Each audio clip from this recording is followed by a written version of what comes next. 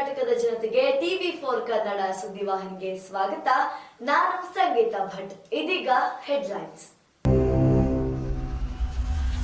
ಅಜ್ಜಿ ತಿಥಿಗೆ 1.25 ಕೋಟಿ ರು ಖರ್ಚು ಮಾಡಿ 20,000 ಜನಕ್ಕೆ ಊಟ ಹಾಕಿಸಿದ ಭಿಕ್ಷುಕ.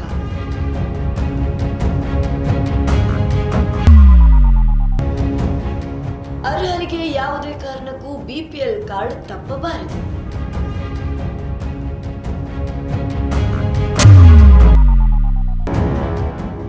ಬಿಗ್ ಬಾಸ್ ಮನೆಯಲ್ಲಿ ಜೋರಾಗಿದೆ ನಾಮಿನೇಷನ್ ಗದ್ದಲ.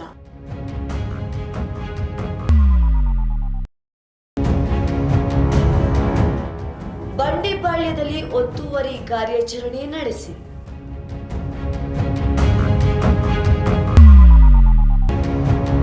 ಕುಕ್ಕೆ ಸುಬ್ರಹ್ಮಣ್ಯಕ್ಕೆ ಭೇಟಿ ನೀಡಿದ ಭಾರತ ಟಿ20 ತಂಡದ ನಾಯಕ ಸೂರ್ಯಕುಮಾರ ದಂಪತಿ. ಬೆಂಗಳೂರು ಟೆಕ್ ಸಮ್ಮಿಟ್ ಉದ್ಘಾಟಿಸಿದ ಸಿಎಂ ಸಿದ್ದರಾಮಯ್ಯ.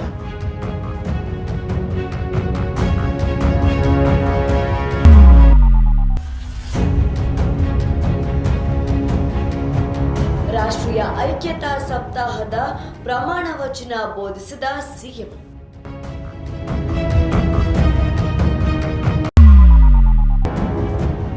ಇಂದಿರಾ ಗಾಂಧಿ ಸ್ಮಾರಕ ಗೌರವ ಪ್ರಶಸ್ತಿ ವಿತರಿಸಿದ ಸಿಎಂ ಸಿದ್ದರಾಮಯ್ಯ. ಇಲ್ಲೊಬ್ಬ ಭಿಕ್ಷುಕ ತನ್ನ ಅಜ್ಜಿಯ ತಿಥಿಗೆ ಬರೋಬ್ಬರಿ 1.25 ಕೋಟಿ ರೂಪಾಯಿ ಖರ್ಚು ಮಾಡಿ 20,000 ಜನಕ್ಕೆ ಊಟ ಹಾಕಿರುವಂತಹ ಘಟನೆ ನಡೆದಿದೆ. ಅಜ್ಜಿಯ ಮರಣದ 40ನೇ ದಿನದ ಪುಣ್ಯತಿಥಿಯ ಅಂಗವಾಗಿ ಪಾಕಿಸ್ತಾನದ ಗುಜ್ರಾವಾಲ್ನಲ್ಲಿ ಭಿಕ್ಷುಕ ಕುಟುಂಬವೊಂದು 1.25 ಕೋಟಿ ಪಾಕಿಸ್ತಾನಿ ರು ಖರ್ಚು ಮಾಡಿ ಬರೋಬ್ಬರಿ 20,000 ಮಂದಿಗೆ ಊಟವನ್ನ ಹಾಕಿಸಿದ್ದಾರೆ.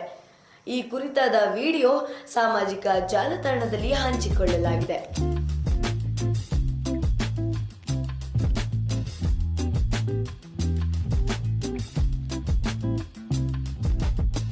ಅರ್ಹರಿಗೆ ಯಾವುದೇ ಕಾರಣಕ್ಕೂ ಬಿಪಿಎಲ್ ಕಾರ್ಡ್ ತಪ್ಪಬಾರದು ಎಂದು ನಾಡಿನ ಸಿಎಂ ಸಿದ್ದರಾಮಯ್ಯರವರು ಹೇಳಿಕೆಯೊಂದನ್ನ ನೀಡಿದ್ದಾರೆ.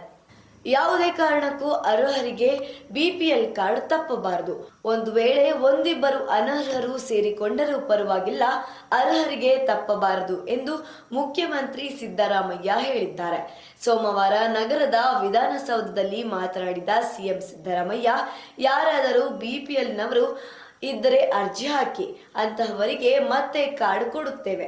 ಈ ವಿಚಾರದಲ್ಲಿ ಬಿಜೆಪಿಯವರಿಂದ ಪಾಠ ಕಲಿಯಬೇಕಾದ ಅಗತ್ಯವಿಲ್ಲ ಎಂದರು. ಇದೀಗ ಬಿಗ್ ಬಾಸ್ ಸೀಸನ್ 11ರ ನಾಮಿನೇಷನ್ ಪ್ರಕ್ರಿಯೆಯ ವಿಡಿಯೋ ಜಿ ಕನ್ನಡ ಇದೇನು ಪೋಸ್ಟ್ ಮಾಡಿದೆ. ಅದರಲ್ಲಿ ಕಾಣುವಂತಹ ಜಗಳ ಎಲ್ಲರ ಮನೆಯಲ್ಲಿಯೂ ಮಾತಾಗಿದೆ. ಬಿಗ್ ಬಾಸ್ ಕನ್ನಡ ಸೀಸನ್ 11ರಲ್ಲಿ ಸಂಘರ್ಷಗಳು ಸಾಮಾನ್ಯವಾಗಿ ನಡೆಯುತ್ತಲೇ ಇರುತ್ತೆ.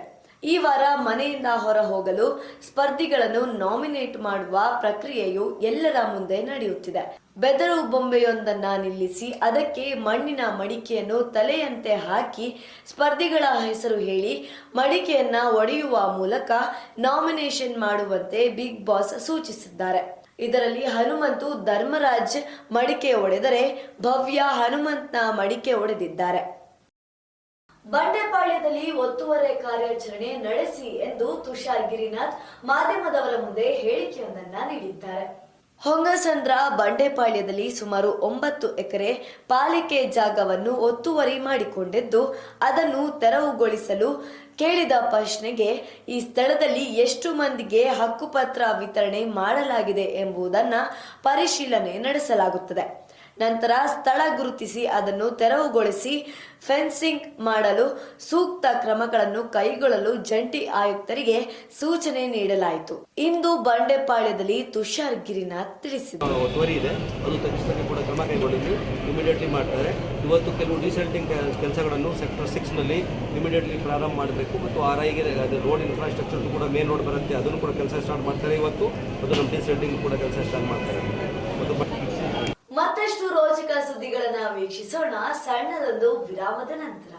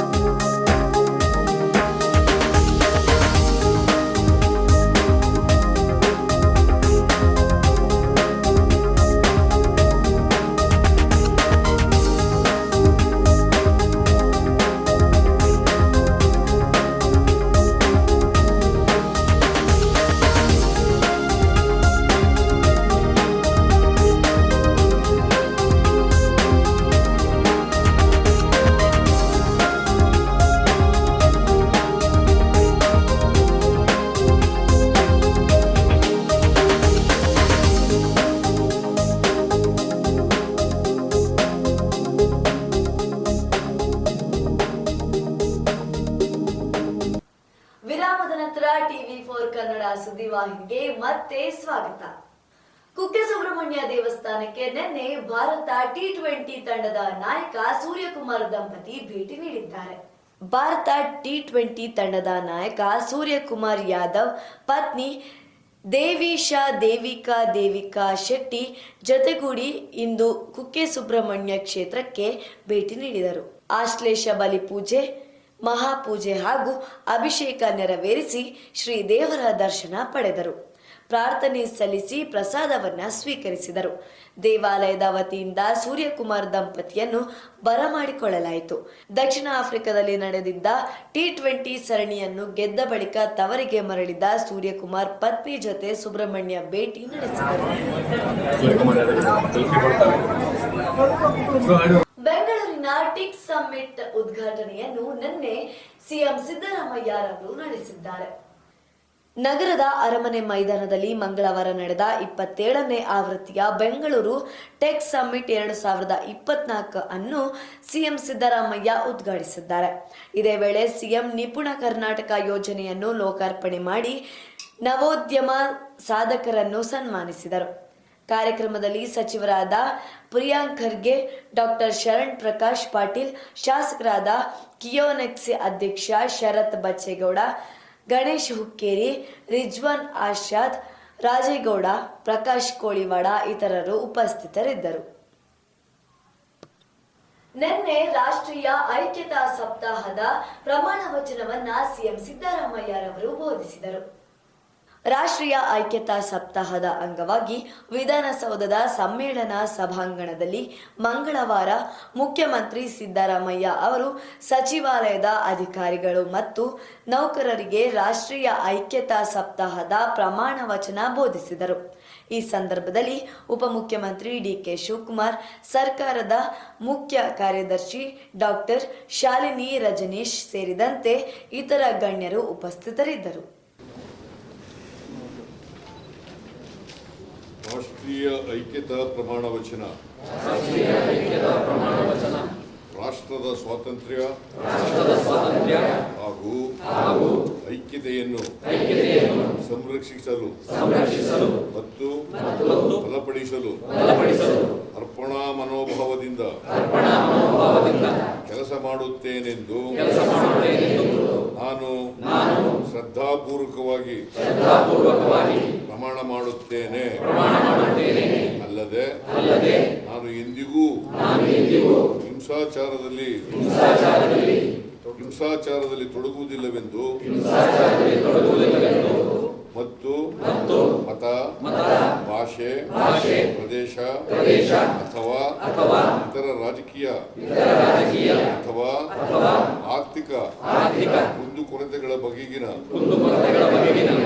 ಭಿನ್ನಾಭಿಪ್ರಾಯಗಳನ್ನು ಮತ್ತು ವಿವಾದಗಳನ್ನು ಶಾಂತಿಯುತವಾಗಿ ಹಾಗೂ ಸಂವಿಧಾನಾತ್ಮಕ ರೀತಿಯಲ್ಲಿ ಬಗೆಹರಿಸಿಕೊಳ್ಳುವ ದಿಶೆಯಲ್ಲಿ ನನ್ನ ಪ್ರಯತ್ನವನ್ನು ಮುಂದುವರಿಸುತ್ತೇನೆಂದು ಪ್ರಮಾಣ ಮಾಡುತ್ತೇನೆ. ನಿನ್ನೆ ರಾಷ್ಟ್ರೀಯ ಐಕ್ಯತಾ ಸಪ್ತಾಹದ ಪ್ರಮಾಣ ವಚನವನ್ನ ಸಿಎಂ ಸಿದ್ದರಾಮಯ್ಯರವರು ಬೋಧಿಸಿದರು. ಕೆಪಿಸಿಸಿ ಕಚೇರಿಯ ಭಾರತ್ ಜೋಡೋ ಭವನದಲ್ಲಿ ಮಂಗಳವಾರ ಮಾಜಿ ಪ್ರಧಾನಿ ಇಂದಿರಾ ಗಾಂಧಿ ಅವರ ಜಯಂತಿ ಕಾರ್ಯಕ್ರಮ ಏರ್ಪಡಿಸಲಾಗಿತ್ತು. ಕಾರ್ಯಕ್ರಮದಲ್ಲಿ ಸಿಎಂ ಸಿದ್ದರಾಮಯ್ಯ, ಡಿಸಿಎಂ ಡಿಕೆಶಿ ಭಾಗವಹಿಸಿದ್ದು ಪುಷ್ಪ ನಮನ ಸಲ್ಲಿಸಿದರು. ಮಾಜಿ ಸಿಎಂ ವೀರಪ್ಪ ಮೊಯ್ಲಿ, ಸಚಿವ ಕೆಎಚ್ ಮುನಿಯಪ್ಪ ಮತ್ತಿತರರು ಪಾಲ್ಗೊಂಡಿದ್ದರು. ನಾನಾ ಕ್ಷೇತ್ರಗಳಲ್ಲಿ ಸೇವೆ ಸಲ್ಲಿಸಿದ ಮಾಲತಿ ಶರ್ಮಾ, ಪ್ಯಾರೇಜಾನ್, ಮಮತಾ, ಸುಗಂಧಿ ಗಂಗಾಧರ್, ಸೋನು ವೇಣುಗೋಪಾಲ್ ಅವರಿಗೆ ಇಂದಿರಾ ಗಾಂಧಿ ಸ್ಮಾರಕ ಗೌರವ ಪ್ರಶಸ್ತಿ ವಿತರಿಸಲಾಯಿತು. ಇವಿಷ್ಟು ಇವತ್ತಿನ ಪ್ರಮುಖ ಸುದ್ದಿಗಳು. ನಿತ್ಯ ನಿಜ ನಿರಂತರ ಸುದ್ದಿ ಹಾಗೂ ಮನೋರಂಜನೆಗೆ ವೀಕ್ಷಿಸಿ TV4 ಕನ್ನಡ ಸುದ್ದಿವಾಹಿನಿ. ನಾನು ಸಂಗೀತಾ ಭಟ್.